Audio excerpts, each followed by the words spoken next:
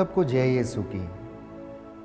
क्रिस्त में मेरे प्यारे भाइयों और बहनों, प्रभु यीशु के पवित्र और सामर्थी नाम में मैं आप सबकी सलामती की दुआ मांगता हूँ। प्रभु आज आप लोगों को आशीष प्रदान करे।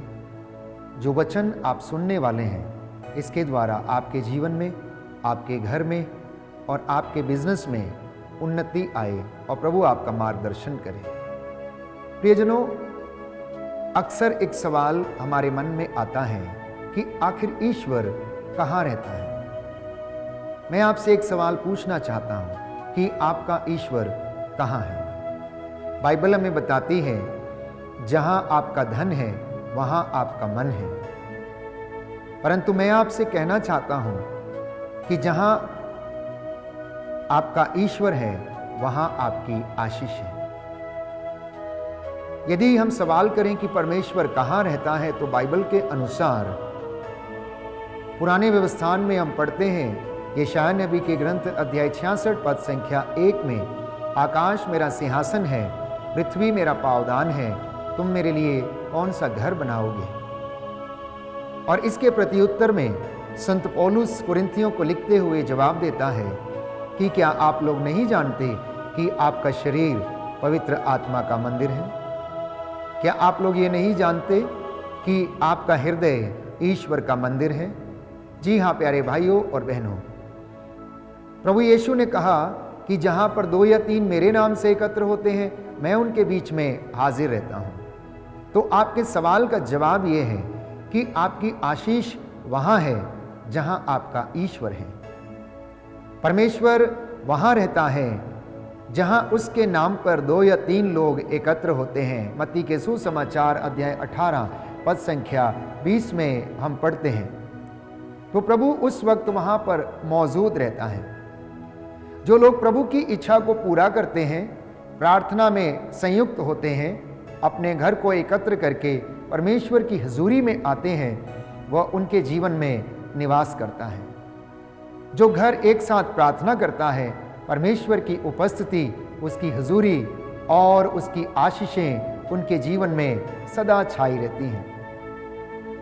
जहाँ पर परमेश्वर का निवास है, वहाँ पर प्रेम, दया, शांति और सहनशीलता बनी रहती है। जिस जगह पर शांति नहीं है, जिस जगह पर प्रेम नहीं है, वहाँ पर ईश्वर का निवास नहीं है। जहाँ पर लड़ाई झगड़े हैं, मनमुटाव है, ईर्ष्या है, द्वेष है, घृणा है, वहाँ पर ईश्वर का निवास नहीं है।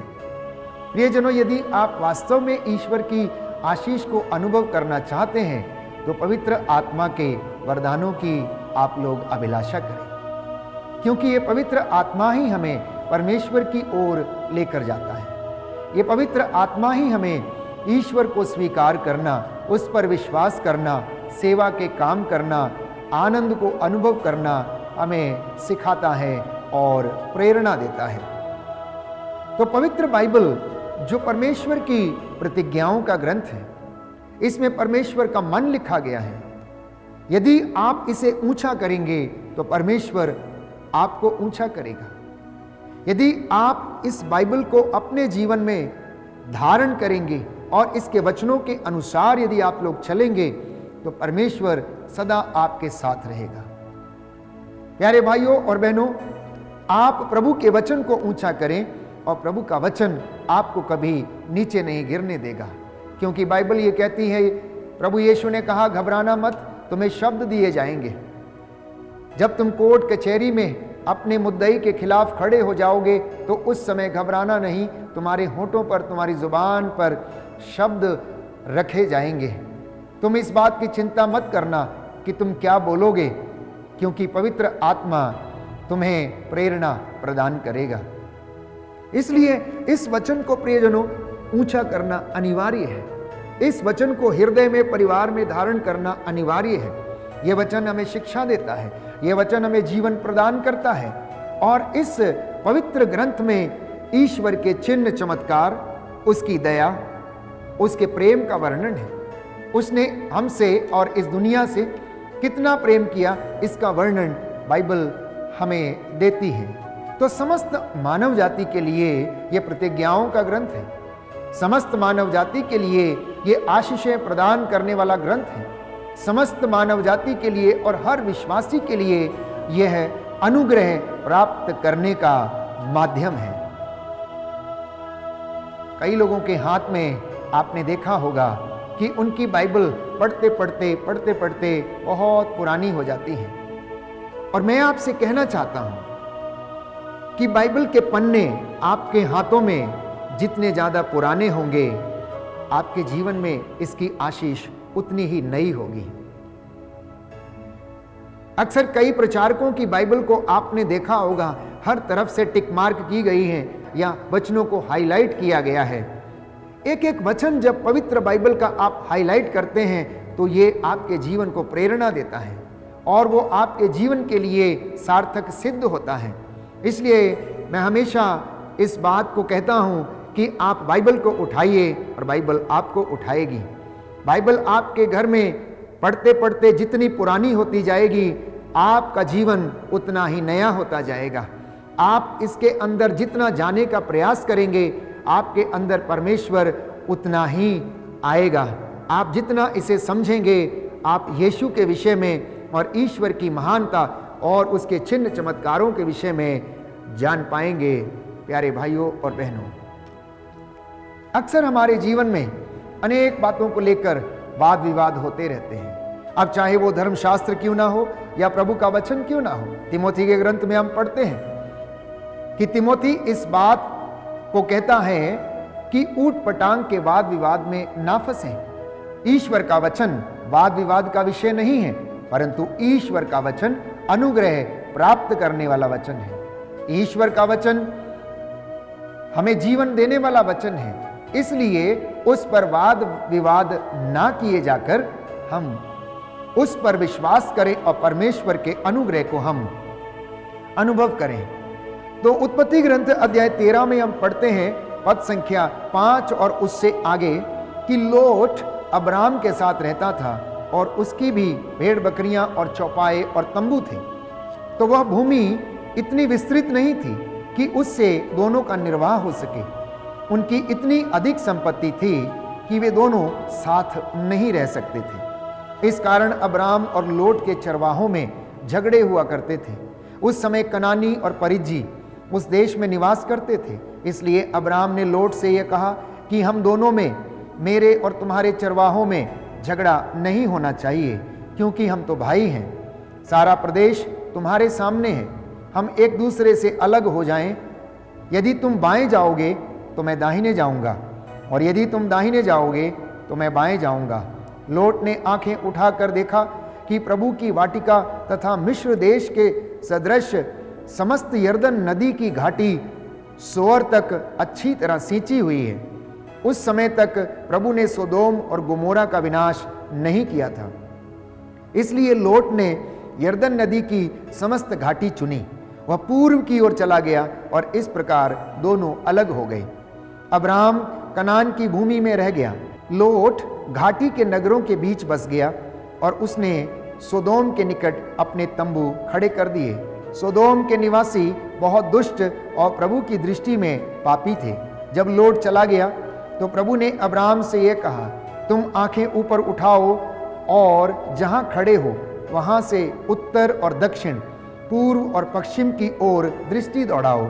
मैं सारा देश जो तुम्हें दिखाई दे तुम्हें और तुम्हारे वंशजों को प्रदान करूंगा। मैं तुम्हारे वंशजों को पृथ्वी की धूल की तरह असंख्य बना दूंगा। पृथ्वी के धूली कण भले ही कोई गिन सके, किंतु तुम्हारे वंशजों की कोई गिनती नहीं कर पाएगा।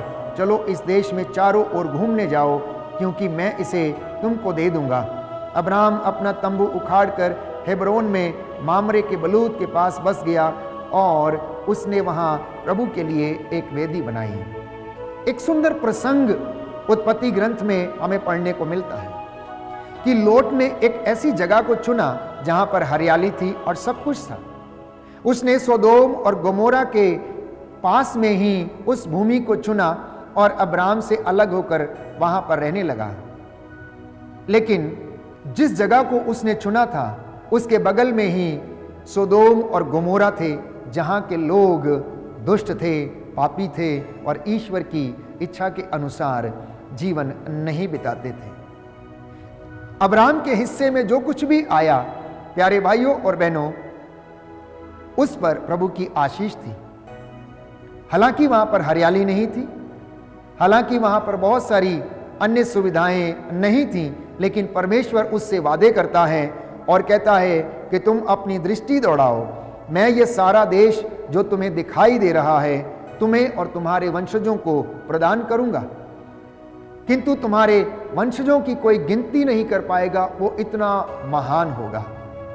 तो इसलिए मैंने अपने वक्तव्य के विषय में आपसे कहा कि आपका ईश्वर कहाँ है, आपकी आशीष कहाँ है, आपके वरदान कहाँ पर हैं। जहां पर ईश्वर का आशीर्वाद है, जहां पर ईश्वर निवास करता है, वहां पर आपका आशीर्वाद है, वहां पर आपकी उन्नति है, वहां पर आपकी सफलता है। भले ही वो जगह सूखी हो, भले ही वहां पर हरियाली ना हो, लेकिन अगर उसे परमेश्वर ब्लेस करता है तो प्रियजनों, वह उन्नति प्राप्त करती हैं, वह सफलता प्राप्त करती हैं। इसलिए आज के इस वक्तव्य में, आज के इस प्रवचन में प्रभु हमसे यही कहना चाहता है कि मैं तुम्हें आशीष प्रदान करूंगा, मैं तुम्हें आशीर्वाद प्रदान करूंगा। तो प्रभु के आशीर्वाद से ही कोई धनी बनता है। बाइबल हमें बताती है, सूक्ति ग्रंथ अध्याय 10 पद संख्या 22, book of proverbs chapter 10 verse 22, कि परमेश्वर के आशीर्वाद से ही कोई व्यक्ति या परिवार धनी बन सकता है। जब तक परमेश्वर ब्लेस ना करे, जब तक परमेश्वर आशीष ना दे, हम में से कोई भी व्यक्ति, प्रियजनों, धनवान नहीं बन सकता है। हम में से कोई भी व्यक्ति सफलता प्राप्त नहीं कर सकता है। इसलिए इंसान अपनी सफलता के लिए अनेक प्रयास करता है, धन कमाता है, घर बनाता है, लेकिन कई बार उसमें रह नहीं पाता है। अगर रहता भी है तो बीमार अवस्था में पड़ा रहता है। क्यों? क्योंकि उस घर में ईश्वर का आशीर्वाद नहीं है। वो इंसान की अपनी बुद्धि तर्क से बनाया गया धन है, एकत्र किया गया धन है, परंतु जरूरी नहीं है कि उस पर ईश्वर का आशीर्वाद है। तो ईश्वर का आशीर्वाद उसी जगह पर रहता है जहां पर दया, प्रेम, शांति, पवित्रता, एक दूसरे का आदर, एक दूसरे का सम्मान और परमेश्वर की बातों की चर्चा होती है। वहां पर उसका आशीर्वाद बना रहता है। जहां पर वफादारी है, जहां पर ईमानदारी है, जहां पर सेवा है, जहां पर क्षमा है, परमेश्वर का निवास उस जगह पर रहता है। और जिन जगह पर ये सारे गुण विद्यमान हैं, उस जगह पर परमेश्वर की आशीष भी बरकरार रहती है। इसलिए प्यारे भाइयों और बहनों, स्तोत्रकार अध्याय 37 पद संख्या 25 में यह कहता है कि मैं जवान था और अब बूढ़ा हो चला हूं, किंतु मैंने ना तो धर्मी को निसहाय पाया और ना उसकी संतान को भीख मांगते हुए देखा। तो परमेश्वर का आशीर्वाद उसके भक्तों के लिए सदा बना रहता है। और स्तोत्रकार ये कह रहा है कि मैं जवान था लेकिन अब बूढ़ा हो चला हूं, किंतु मैंने धर्मी की संतति को कभी निसहाय नहीं पाया। मैंने धर्मी व्यक्ति के संतान को कभी भीख मांगते हुए नहीं देखा, क्योंकि परमेश्वर उसका बल है, परमेश्वर उसके प्राणों की रक्षा करता है, परमेश्वर उसकी हड्डियों की रक्षा करता है और उसे उन्नति प्रदान करता है। तो ईश्वर का आशीर्वाद प्राप्त करने के लिए हमें क्या करना चाहिए? बाइबल इसके विषय में हमसे बताती है कि तुम प्रभु पर अपना भार छोड़ दो और वह तुम्हें संभालेगा। स्तोत्र संख्या 55 में हम पढ़ते हैं, स्तोत्रकार कहता है कि तुम अपना भार प्रभु पर छोड़ो और प्रभु तुम्हें संभालेगा। स्तोत्र संख्या 37 पद संख्या 5 में हम पढ़ते हैं कि अपना जीवन प्रभु को अर्पित करो और उस पर भरोसा रखो और वह तुम्हारी रक्षा करेगा।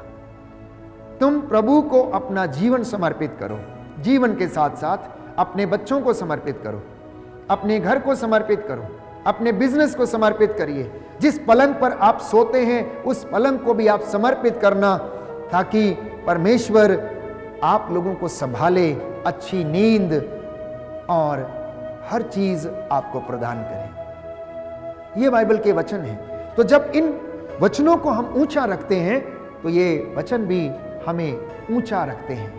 ये हमें आशीष दिलाते हैं। इसलिए प्यारे भाइयों और बहनों, आज जब हम इन वचनों पर मनन चिंतन कर रहे हैं, इन वचनों को जब हम सुन रहे हैं, तो हम प्रभु से कृपा मांगे कि वह हमें प्रायश्चित का वरदान दे, वह हमें प्रार्थना का वरदान दे, और हम अपनी पुरानी परिस्थिति को छोड़कर वचन के अनुसार जीने का प्रयास करें और परमेश्वर की बातों को हम समझें। परमेश्वर को अपने घर में, अपने दिल में और अपने जीवन में उसे स्थान दें और वो आपके बीच में आकर रहेगा। शोक गीत अध्याय 2 पद संख्या 18 और 19 बाइबल में कहती है, यदि तुम ईश्वर की आशीष पाना चाहते हो तो तुम सारे हृदय से सियोन अपने रक्षक की दुहाई दो। भोर को उठकर, हाथों को उठाकर, आंसू बहा बहा कर आप लोग प्रार्थना करो, प्रायश्चित करो। अपने बच्चों की प्राण रक्षा के लिए जो गली की नुक्कड़ में मूर्छित पड़े हुए हैं, उनके लिए प्रार्थना करो, जिससे कि परमेश्वर आप लोगों को आशीष प्रदान करें। इसलिए बाइबल हमें यह बताती है कि आपका मन वहां रहता है जहां आपका धन है। ये हमारी साधारण परिस्थिति है। पूरी दुनिया में लोगों का मन उधर रहता है जहां उनका धन या फिर उनका पैसा या फिर उनकी कोई अन्य भौतिक चीज जो उन्हें शारीरिक आनंद देती है, उनकी ओर उनका मन आसक्त रहता है।